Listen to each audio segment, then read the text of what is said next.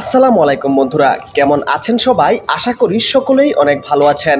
তো বন্ধুরা, পিএসসির অফিস সহায়ক সাজেদুল ইসলামের বোন এবং ভগ্নিপতি উভয়ই কিন্তু বিসিএস ক্যাডার।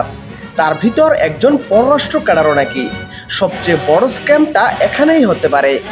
বিসিএসের খাতা দেখা, ভাইবা নেওয়া, প্রশ্ন তৈরি করা, এই কাজগুলো সিনিয়র টিচার আর পিএসসির সদস্যরা করে থাকে।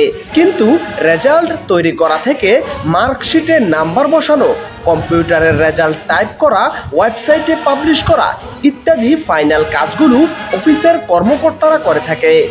চক্রের হোতাদের অনেকেই যেহেতু স্বয়ং পিএসসিতে চাকরিরত, তাহলে এটার কি কোনো নিশ্চয়তা আছে যে প্রিলিতে ৮০ পেয়েছেন, কিন্তু কম্পিউটারের দায়িত্বে থাকা ব্যক্তি ডিজিট পরিবর্তন করে ১২০ বসায় দিল। রিটেনে সব মিলিয়ে ৪০০ পেয়েছেন, কিন্তু অফিস পরিচালকরা সেটা টেম্পারিং করে ৫৮০ করে দেন নাই। ভাইভাতে ১০০ পেয়েছে, কিন্তু মার্কশিটে ১৫০ বসিয়ে দেয় নাই। পিএসসির সদস্যরা একজনকে ভাইভাতে যত মার্কস দিয়েছেন, আর অফিসে থাকা কর্মচারীরা তৈরি করা মার্কশিটে তত মার্কেই উল্লেখ রয়েছে কিনা, একটা একটা করে এটার সঠিক স্কেচ হয়েছে কিনা স্পষ্ট করা দরকার। কারণ প্রশ্ন আউট করা ছাড়াও এই স্ক্যামের রেজাল্ট টেম্পারিং করা সহজ। তাই মনে হচ্ছে প্রশ্ন ফাঁস ছাড়াও সবচেয়ে বড় স্ক্যামটা এখানেই হতে পারে। কারণ দৈনিক ইত্তেফাকের সূত্র অনুযায়ী আবেদ আলী নাকি অলরেডি অনেকের তালিকা দিয়েছেন।